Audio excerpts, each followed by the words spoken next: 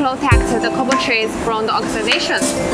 Yes, to avoid this problem, the salt mask is indispensable in production process. Okay. Only white oil, any color is available, such as black, green, and blue, others. Yes, it depends on customer needed. The other colors also can be used in salt mask, but normally white oil is widely used for LED products because white has good reflective function. Oh, I see. But I think the board needs to be standing by after printing the oil, right?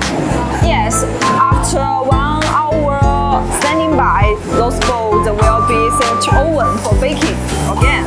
Okay.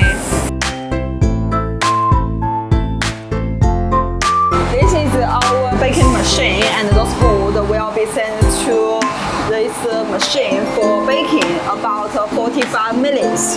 Oh, 45 minutes. Yes. To make sure the salt mask is dry. Yeah.